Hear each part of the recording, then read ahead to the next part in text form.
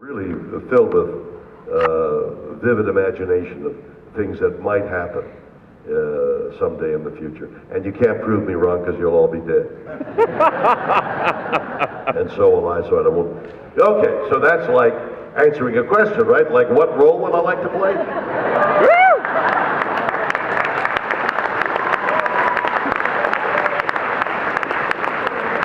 Next question. Before I saw Star Trek, I was a big fan of your show, Raw Nerve, and what I want to know is what makes a good interviewer and what makes a good interview? That's a delightful question. So, the gentleman, young man or gentleman, or, okay, young man, good. Everybody likes to be referred to as a young man, except a woman, of course. So he's asked me a question. I did a interview show called Raw Nerve for 3 years, and I interviewed a lot of people. I interviewed, and I would get them. I would get them to talk about things they never talked about. I interviewed a lot of people, but let me tell you about Leonard Nimoy. So Leonard and I had known each other 50 years, and you'd think over dinners and meetings and being on stage together, we'd have said everything there was to say. But I wanted to interview him, and I had designed a seat so that instead of a desk in between us, like you see and they're always to the side, and the way I wrecked my leg is I was watching something like this sideways the whole time, and then I got up to do it, and then I wrenched my leg. I spasmed my leg. So instead of a desk over here and something between us, and the guy's 3 feet away, and he's asking me an intimate question, I designed so that the chair the person I'm talking to is about here, sitting in a chair here, like a little love seat. So I'm sitting here, and I'm sitting there, and I'm looking at them. I'm looking at them, the person I'm interviewing, about 18 inches away. So we have a bubble. Every culture has a bubble of space that if you intrude it, you're intruding on the space. And some people deliberately intrude on the space. If you're examining somebody, cross-examining, you're intruding on the space. But if you maintain that 18-inch thing, it's like nice, and it's intimate, but it's not overbearing. This is my theory.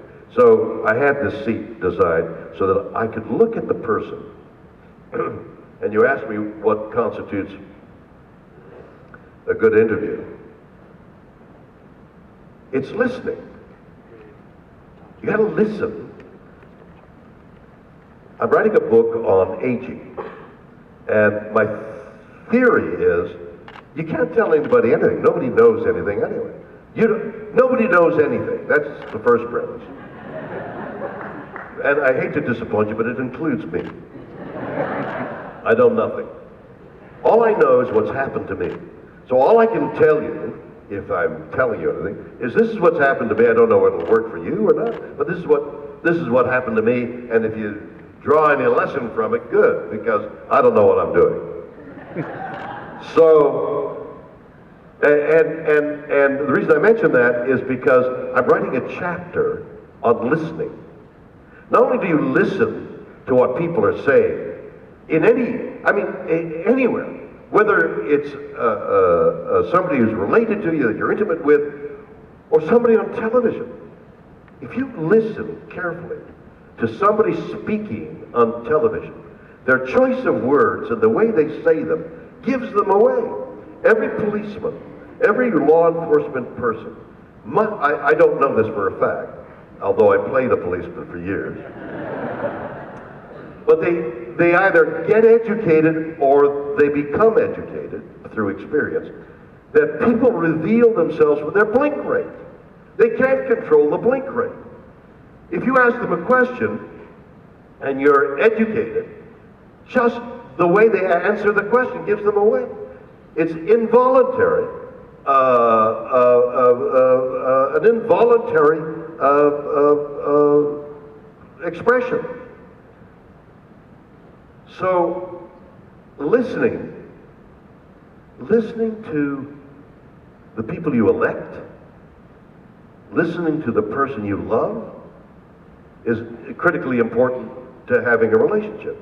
The other aspect of this chapter of the book that I'm writing on listening is listening to yourself. You listen to the chords that are being played in you for the right and the wrong thing to do. For you, you've got to listen to yourself. So that's this chapter in this book on aging that I'm writing. So, this interview taking place right here, I'm looking at the person and asking them the question. So I've got Leonard like pinned there. It's not quite pinned, but it is. It's like they can't escape, but at this point they don't want to escape because they know I'm listening. I'm vitally interested in what they have to say, and I'm wandering down this conversational path, but I'm looking for the deep pools of story or elements that are interesting.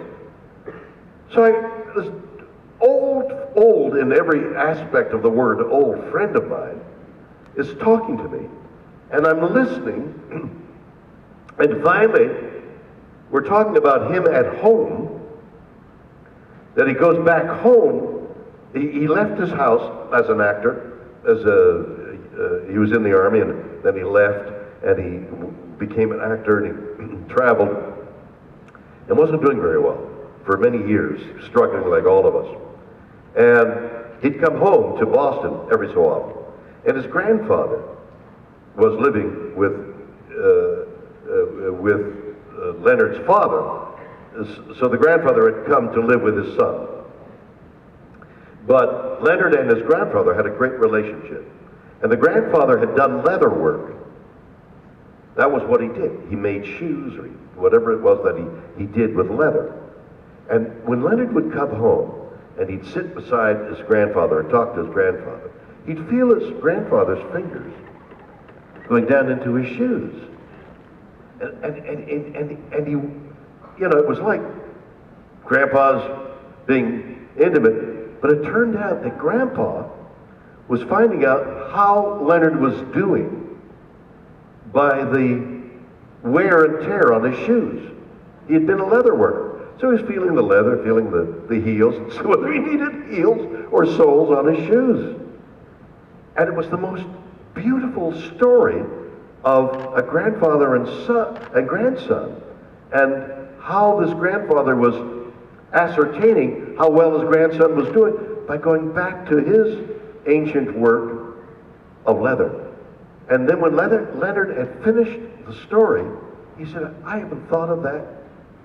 I've never told that story.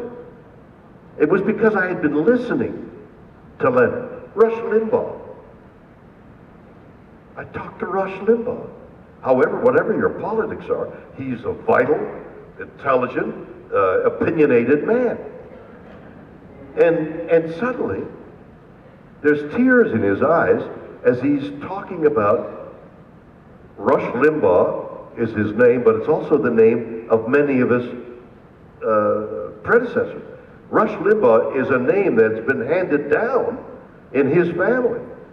And this Rush Limbaugh kid of 10 or 11 was broadcasting in the house. He had a little radio, and he broadcast to other radios in the house. So little Rush Limbaugh started broadcasting. Before he was a teenager, he was into broadcasting, and he said, I never thought of that in all these, because I was listening to him. What constitutes an interview? Listen. What constitutes a relationship? Listening to the other person and looking at their eyes, and the involuntary, the nonverbal language that people always express with the words they're expressing. Watch carefully.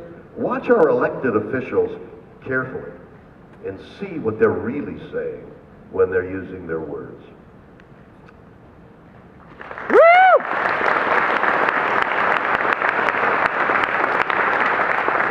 You see how it works? Question answered. I'm not answering any question. But I am, in my own way. Next question. Hi, I was wondering if you could talk about your experience working on The Twilight Zone. Working on the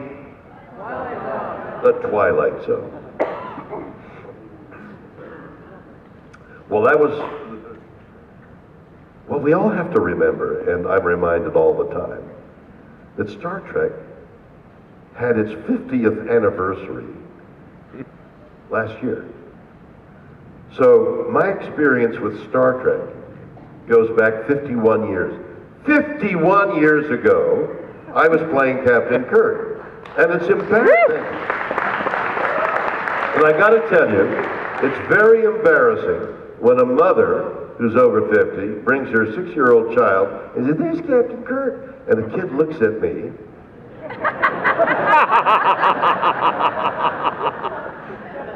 My one-man show that I did on Broadway and toured a lot, and brought it to Atlanta some time ago, opens. I come on stage and say, "Well, I'm glad to be here, and got to make an opening. You got to have an opening because nobody recognizes me. I mean, I handed the guy my credit card to buy an airplane ticket to come to Atlanta. The guy looked at the name on the credit card, and he looked up at me and he said, "Is that you?" So that's the opening of the one-man show, and that's true. I mean, 50 years later, if you're looking at Star Trek, I want you to meet William Shatner, who played Captain Kirk, and look at me. God almighty. It's embarrassing. No. And Twilight Zone goes back further than that. A few years before Star Trek was the Twilight Zone. So I'm plumbing the depths of my memory, and I don't want to say things that I'm not sure of, because then it becomes part of the lexicon, and then it assumes a truth. And if I say, what's his name? Who headed Twilight Zone? What is it? Rod Sterling. Rod Sterling. Rod Sterling was really blonde.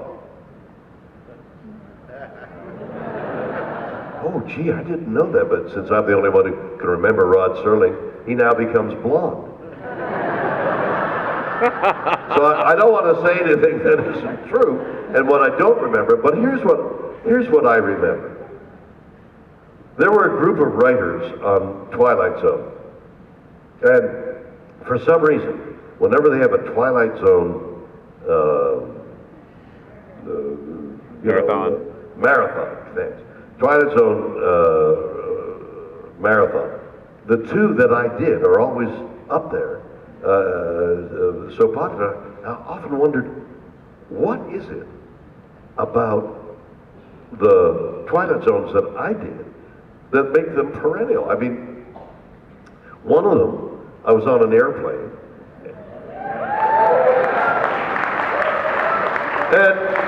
and the whole story is, I'm on an airplane, my wife's asleep, and I look out on the airplane, and there's this furry creature. It's so ridiculous. I mean, modern day, if it was modern day, at least the animal on the wing would have some aerodynamic shape, with a wind swept. But I mean, it's the jet's going 500 miles an hour and it's standing on the wing. How's it standing on the wing? I mean, this was a Czechoslovakian acrobat in a little bear suit. I mean, it staggers the imagination. When we did it, I remember looking, thinking, God, I'm going to be laughed off I'll never get another job.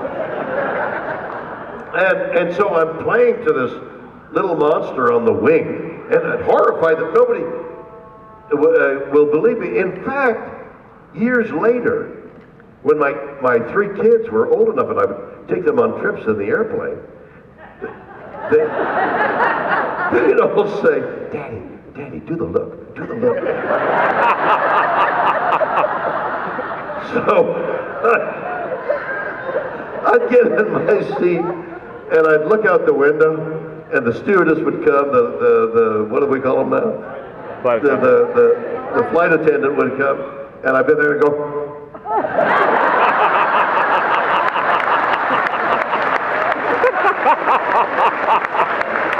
And then the lady would say, what do you see? What do you see? My kids would roll on the aisle. My kids would say, let's go on an airplane, Daddy, so you can do the look. Rod Serling had a group of writers with him. They called themselves the Green Thumb. And there was, I don't know, Richard Matheson, who became famous for so many screenplays and novels and stuff. Great writer, was one of them. Charlie Beaumont was another. And Charlie Beaumont, if you look through the credits, you'll see Charles Johnson, George Clayton Johnson was another. That's fantastic. You would know that. So there was a group that wrote many of these staggeringly imaginative Twilight Zones. Charlie Beaumont wrote a novel called The Intruder, and a producer picked it up and had a he wrote the screenplay as well, and they asked me to play The Intruder. There's a guy who was sort of he was a New Yorker who went down south and caused a lot of trouble. Charlie Beaumont, just to think of him one more time, who's dead many years now. He died. He became a friend of mine, and after the movie that we made was over, we would meet every so often for lunch and talk about what's happening. And he'd have a drink, and gradually, as a year went by, he'd have one drink and he'd get really plastered. He'd be staggering. It wasn't the Charlie I knew. He died in about a year after the movie was made, I think. He died of old age. He had that disease that ages you very quickly. Your body becomes, you die of old age. You die of senescence. So it was right out of a Twilight Zone to have lunch with him every so often and see him aging in front of me. He'd have a drink and then he'd become an old man. And then in a year, then he got ill and he had to stay in bed and we didn't have our lunches anymore. And then he died of old age. The concept is so Twilight Zone. I never got over it. Rod Serling was a writer, and writers, even Gene Roddenberry, writers write. They isolate. You have to be isolated. You have to sit down somewhere and be isolated to write. So you're working out of your imagination. Years of writing makes a solitary figure. A writer is almost always a solitary figure writing away, whether he's typing or writing in longhand. They're solitary. They've removed themselves, for one reason or another, from a lot of social contact. Then they're asked to produce the show. Now, a producer has to be everything with people. A producer is the political arm of a creative entity. The producer is getting people, getting the money, hiring getting the thing, and he's totally social. So now you're asking a writer who's solitary to become a producer. They were called hyphenates, writer-producer. They're totally antithetical to each other. And so these guys who were writers who became producers were like a mixture. They